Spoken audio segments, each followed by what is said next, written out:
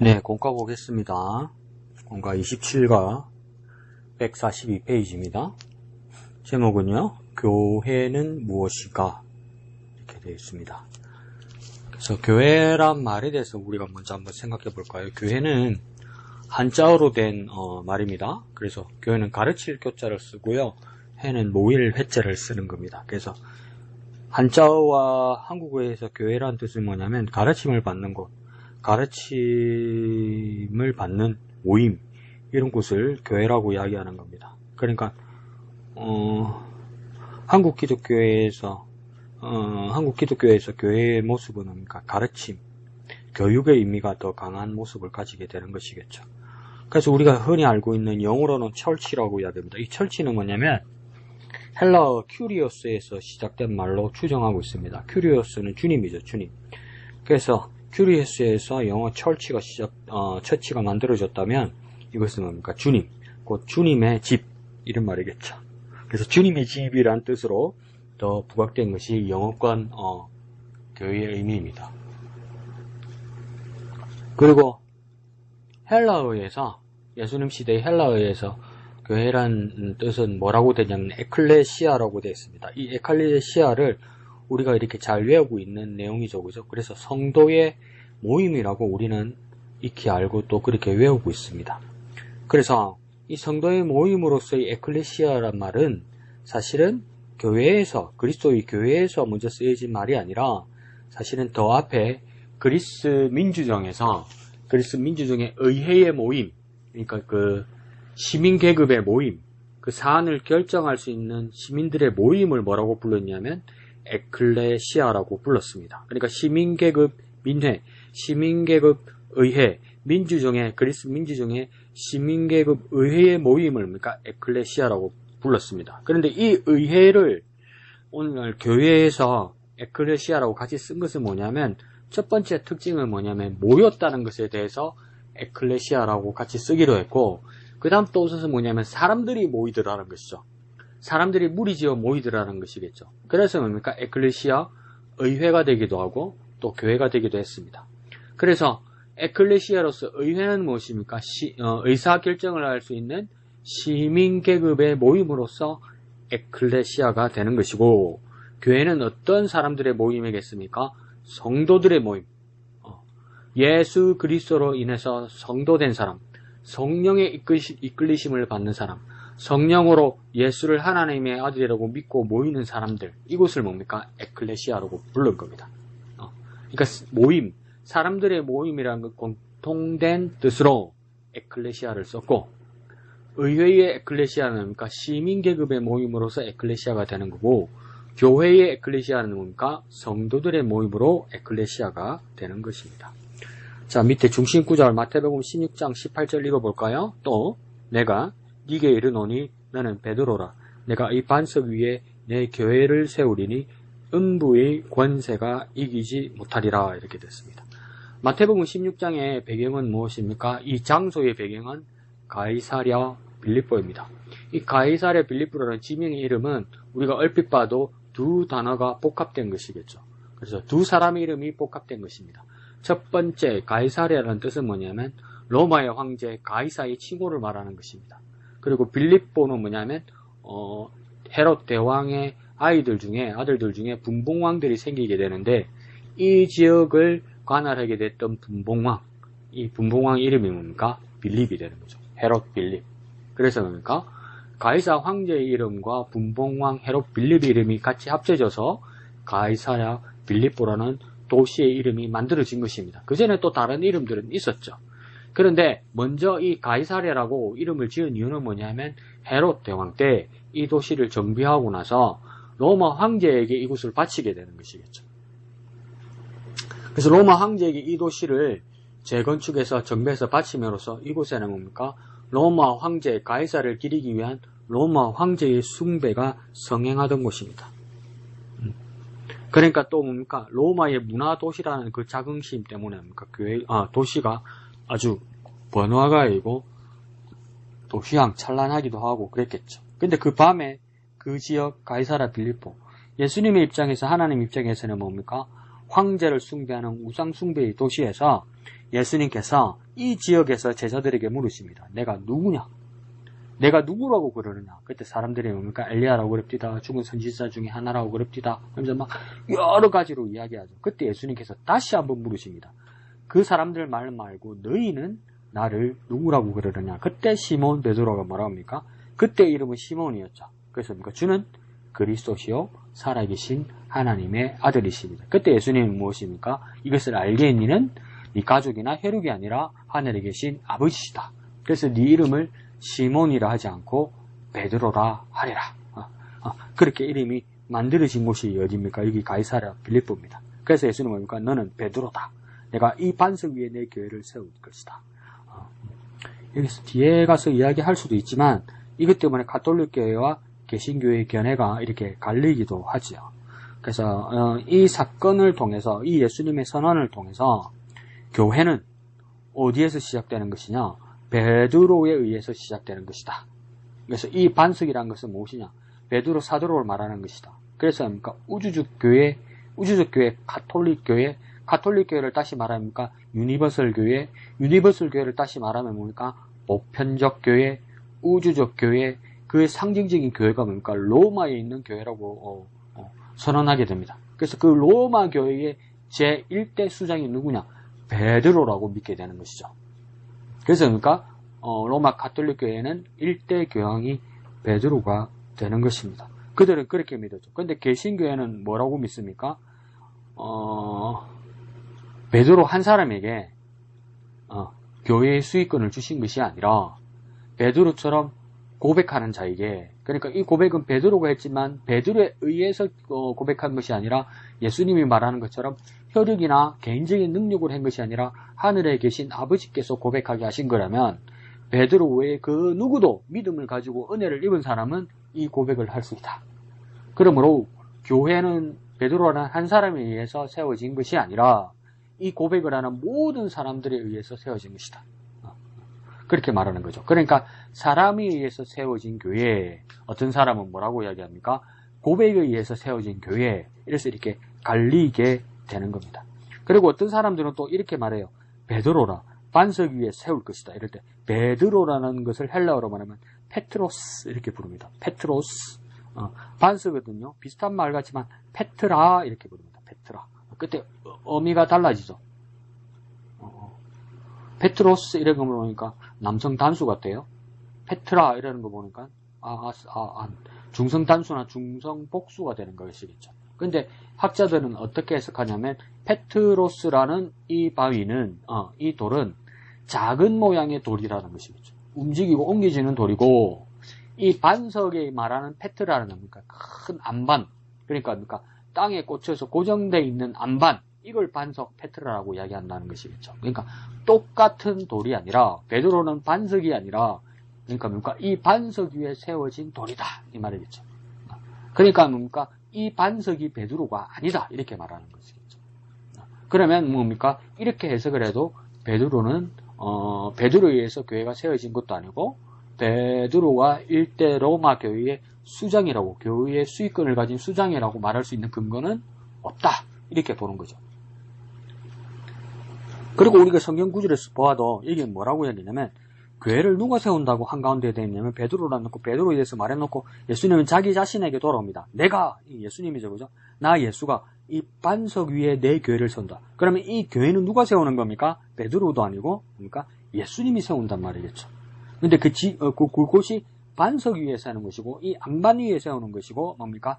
내 교회를 세우리라 이러죠. 그러니까 어떤 교회에 각자의 교회의 이름이 있을지라도 로마에도 교회 있고 안디옥에도 교회 있고 알렉산드리아에도 교회 있고 여러 곳에 교회가 있을지라도 지역의 이름과 교회의 특유의 각자의 개인적인 지역적 교회의 이름이 있을지라도 그 모든 교회는 누구의 교회라는 겁니까? 내 교회죠. 이 나는 누구입니까? 예수님의 교회라는 거야.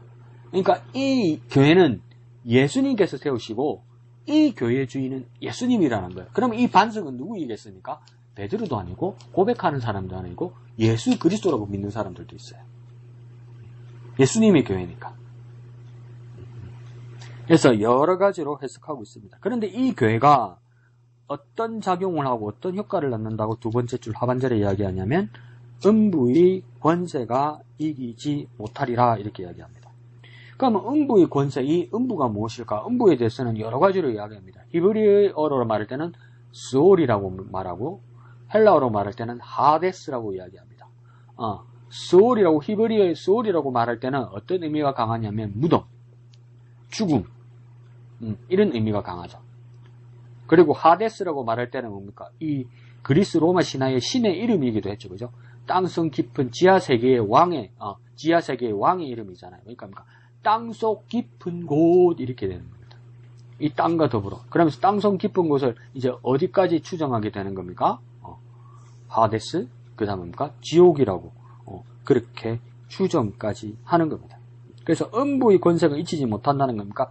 세상의 표면으로부터, 세상 위의 하늘과 세상의 표면으로부터 저 세상 속, 땅 속의 깊은 곳까지 모든 권세를 가진 자가 있다. 그 누구입니까? 마귀죠. 마귀는 어떤 권세를 가지고 있습니까? 사망 권세를 가지고 있죠. 마귀에 의하면 세상과 모든 사람들은 뭡니까? 결국은 다 죽게 된다는 겁니다. 그런데 그 음부의 권세, 마귀의 권세, 세상의 권세, 사망의 권세가 뭡니까? 이기지 못하리라. 무엇을 이기지 못하는 겁니까? 교회를 이기지 못한다 이 말입니다. 이 세상에 세우신 교회일지라도 이 세상에 속해서도 이 교회만은 이기지 못한다는 겁니다. 왜요? 정확하게 나오죠. 예수님이 주인이고 예수님이 능력이기 때문입니다. 그러니까 교회는 뭐 하는 곳입니까? 이기는 곳입니다. 이기는 곳. 교인은 뭐 하는 사람입니까? 교회에서 이기는 사람입니다. 그래서 교회의 의미가 아주 중요하죠. 중심 주제 볼까요? 교회는 건물이나 조직이나 간판이나 제도가 아닌 부르심을 받아 주님께 속한 자들의 모임이다 그랬죠. 아닌 건 뭡니까? 건물도 아니고 조직도 아니고 간판도 아니고 제도도 아니다 이 말입니다. 그보다 더 중요한 건 뭡니까? 자들의 모임이다. 그러니까 사람들의 모임이라는 것이겠죠. 그런데 어떤 사람들입니까? 부르심을 받았다. 소명받았다는 것이겠죠. 주님으로부터 부르심을 받아서 주님께로부터 소명받아서 주님께로부터 콜링 받아서 주님께 속한 자다. 주님 안에 있는 사람들, 그 사람들이 모여있는 것이 교회이다. 그러니까 중요한 것은 무엇입니까? 교회는 건물이나 조직이나 간판이나 제도보다도 더 중요한 건 뭡니까? 사람이라는 겁니다. 사람. 세상에 여러 제도들이 있는데도, 정치 제도들이 있는데도 지금은 가장 지배적인 정치 제도가 뭡니까? 민주정이죠. 민주정의 가치가 무엇입니까? 백성, 국민, 그 사람들이 더 중요한 거 아닙니까? 제도가 있을지라도 가장 기본이 되는 건 뭡니까? 국민이 주인이라는 건 아닙니까? 거기도 사람이 중요하죠. 사람이 먼저죠. 그건 마찬가지로 교회도 뭡니까? 사람이 먼저입니다. 근데 그 사람은 뭡니까? 주님께 속한 자들의 사람의 모임이라는 겁니다. 근데 이건 한번 생각해 볼 만해요. 교회는 건물도 아니고 조직도 아니고 간판도 아니고 제도도 아니다.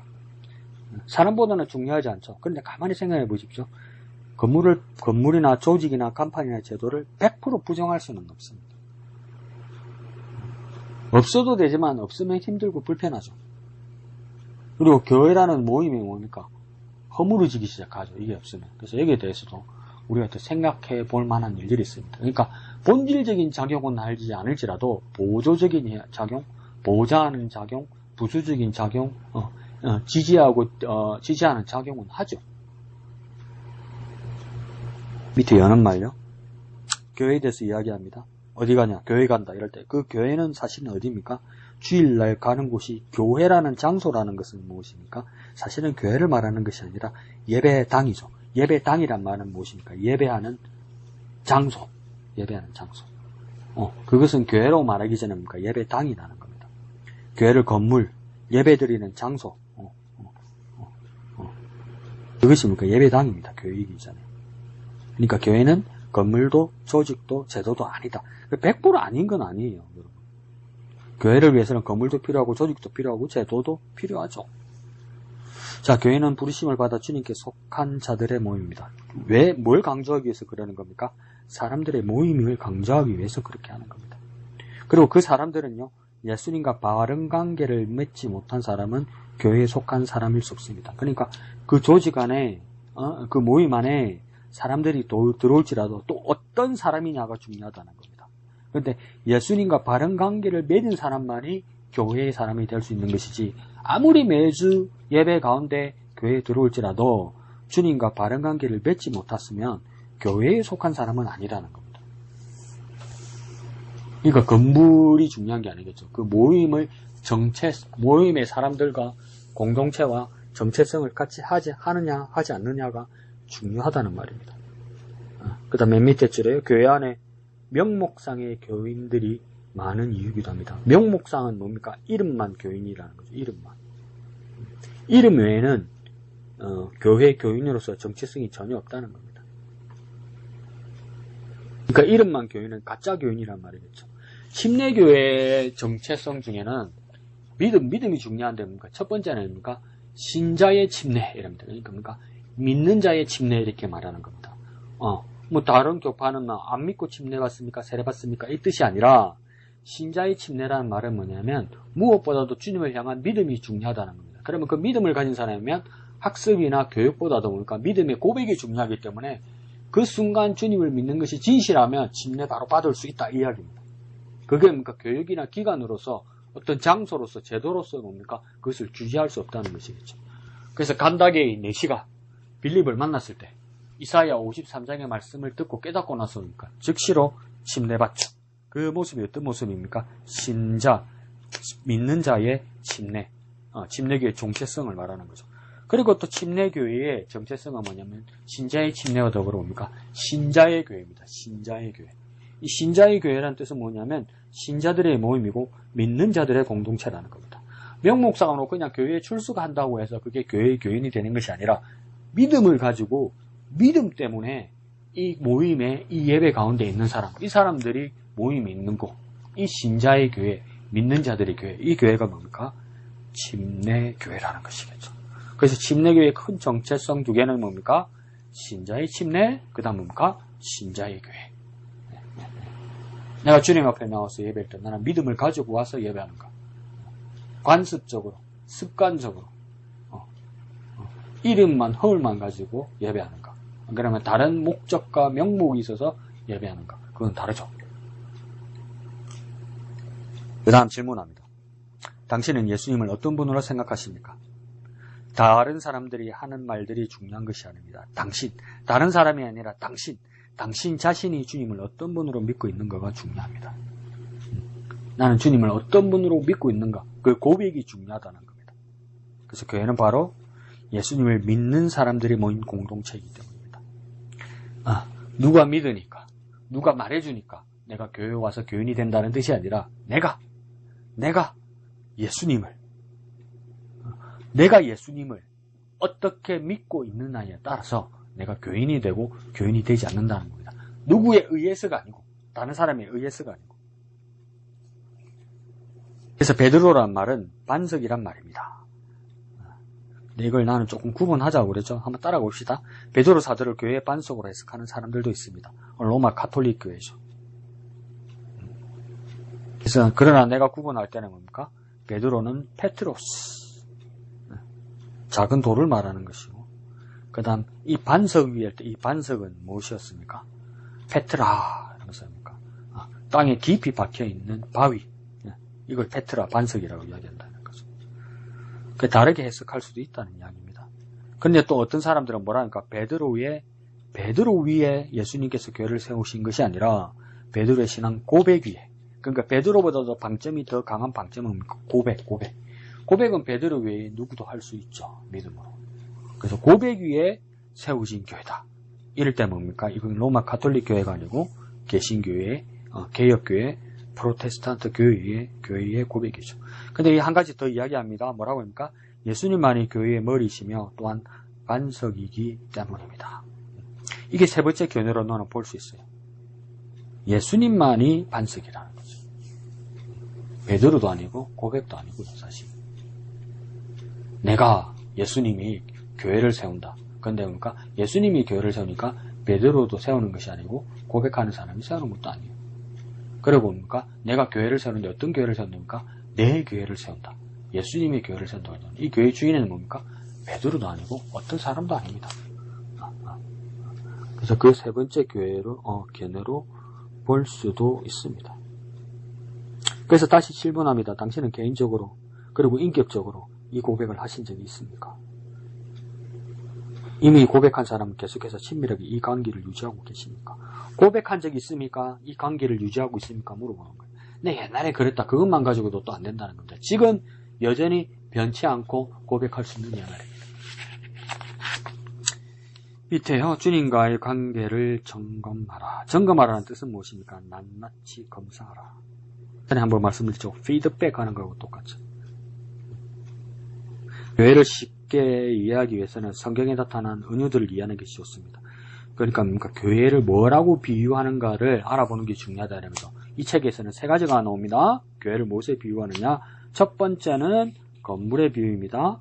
그 다음 144페이지 가운데 보면요. 둘째는요. 교회를 몸에 비유했습니다. 그 다음 오른쪽 145페이지요. 교회를요. 신랑과 신부에 비유했습니다. 그래서 첫 번째 교회를 건물에 비유할 때는 어떤 말씀을 인용했냐면 디모데전서 3장 15절 뭐라고 되어 있습니까? 이 집은 살아계신 하나님의 교회요. 진리의 기둥과 터이니라 이렇게 얘기하죠. 그러면 첫 번째 상반절부터 한번 해결해 봅시다. 교회는 어떤 것이냐? 살아있는 교회라는 겁니다. 하나님의 교회라는 겁니다. 교회는 살아있는 교회고 하나님의 교회다 이 말입니다. 그러니까 기념식 하는 곳이 교회가 아니라는 거죠. 여전히 살아있는 것을 경험하고 고백하는 곳이 교회라는 겁니다. 그 다음 뭡니까? 진리의 기둥과 터이니라. 이걸 어떻게 읽느냐면 진리의 기둥과 터 이럴 때는 뭡니까? 진리의 기둥이고 진리의 터다 이렇게 이해해야 돼요. 그래서 먼저 진리의 터라고 생각하면 뭡니까? 이곳이 이 교회가 기반이 되고 기본이 되고 기초가 되고 또 인프라가 되고 미천이 된다 이 말입니다. 그러니까 우리 신앙에 기반이 되고 기초가 되고 인프라가 되고 미천이 되는 것 그것이 뭡니까? 진리의 터인 교회다 이 말입니다. 그 다음 진리의 기둥이라고 이야기하죠. 세워진 것이고 지켜지는 것이고 보호해주는 것이고 흔들리지 않는 것 무엇으로요? 진리로요. 그곳이 어디입니까? 교회라는 겁니다. 둘째는 무엇에 비유했다 합니까? 교회를 몸에 비유했습니다. 이러죠.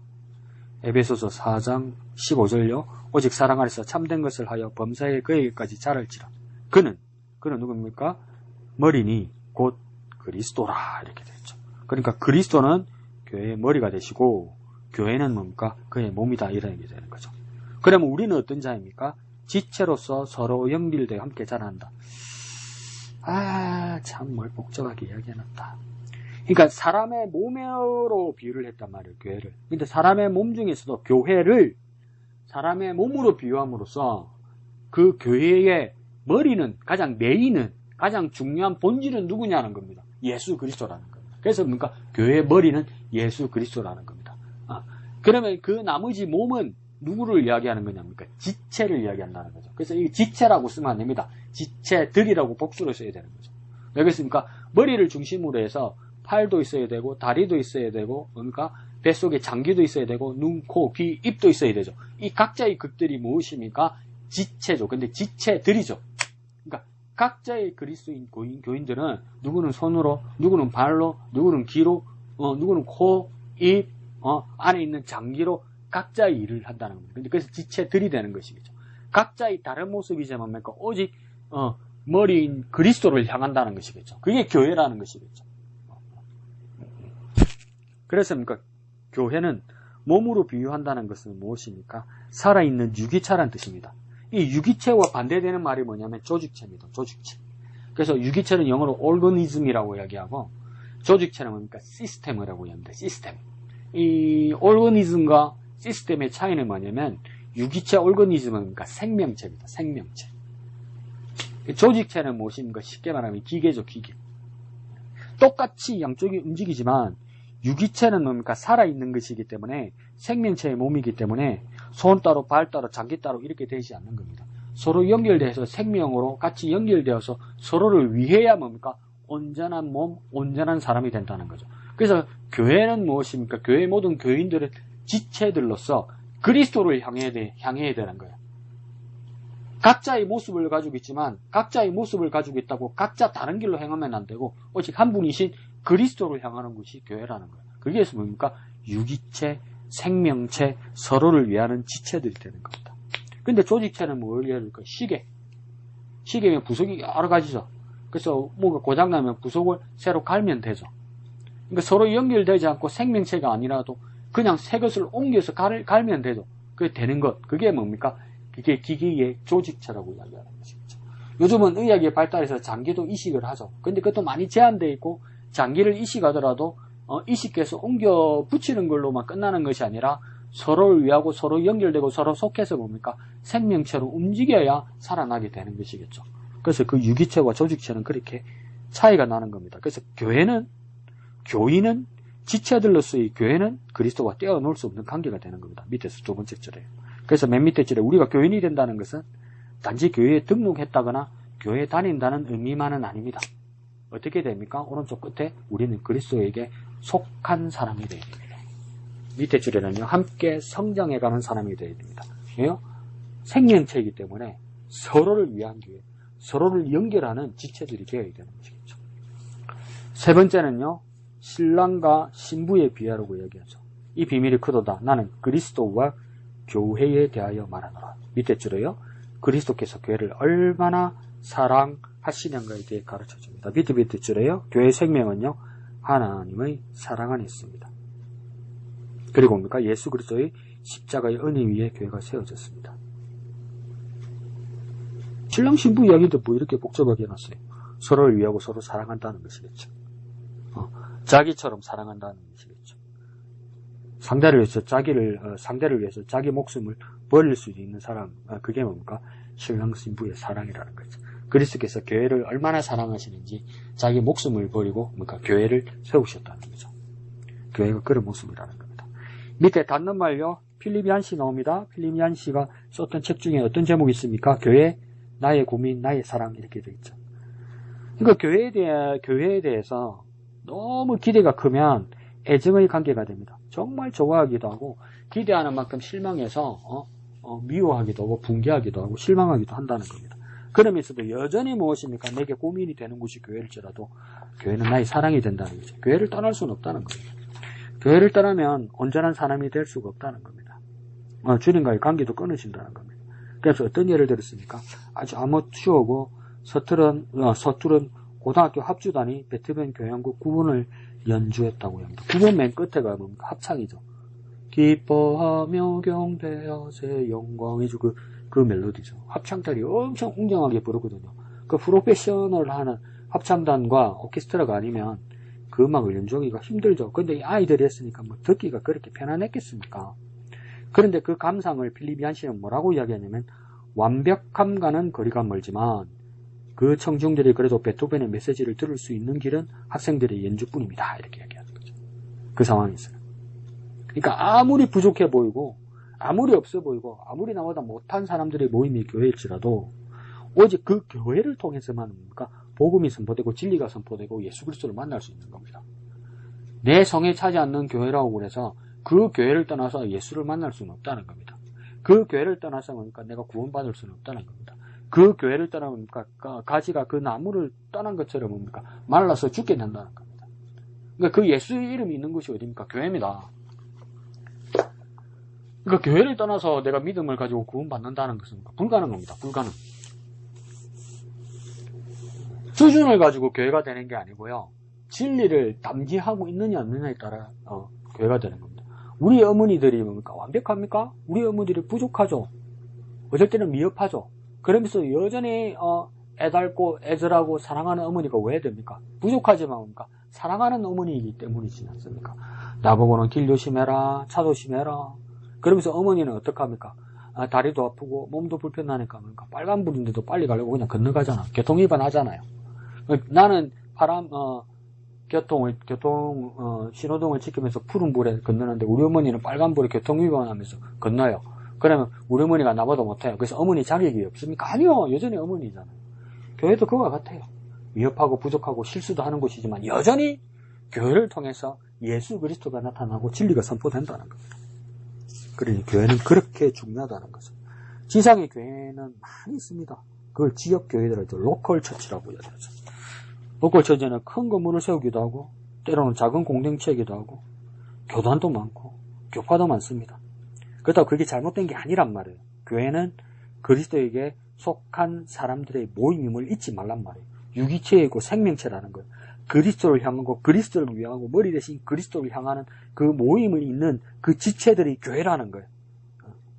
그래서 교회는 교파나 색깔이나 정체성의 문제가 아니라 그리스도를 향하느냐 안 하느냐, 그게 더 중요하다는 거예요. 내가 그리스도를 지체들 중에 한 사람으로서 내가 그리스도를 향하느냐 안 향하느냐에 따라 뭡니까? 내가 교회이냐 교회 사람이냐 교인이냐가 판가름 난다는 겁니다. 그러므로 그리스도와의 생명 관계가 없는 교회는 교회일 수 없습니다. 그건 죽은 교회죠. 내가 죽은 교인으로서 내가 있는가? 그러면 내가 살아있는 교회의 교인으로서 내가 활동하고 있는가? 점검해버려야 되는 거죠. 그것이 무엇입니까? 주님의 영광스러운 비밀을 담고 있는 것입니까? 교회입니다. 자, 한마음이 기도 볼까요? 주님과 친밀한 관계를 통해 그리스도의 풍성함을 경험하게 하소서. 주님과의 친밀한 관계라는 말은 뭡니까? 더 쉽게 말해볼까요? 연결되어 있어야 돼요. 내 마음과 내 삶과 내 행동들이 뭡니까? 주님을 향하고 있어야 돼요. 주님을 위하고 있어야 돼요. 내 말과 내 모든 행동들입니까? 주님이 먼저가 돼야 돼요. 주님을 위해서 뭔가 해야 돼요. 그게 뭡니까? 교인의 모습이고 주님과 관계를 맺은 교회의 사람의 모습이죠. 주님의 교회를 향한 하나님의 계획을 알고 더욱 교회를 사랑하게 하소서. 왜 우리는 더욱 교회를 사랑해야 됩니까? 여전히 그곳에 그리스도가 살아계시고 여전히 그리스도가 교회의 머리로서 지체인 우리를 향하기 때문입니다. 그렇게 진실한 교회 사람 되시기를 예수님 이름으로 축원드립니다.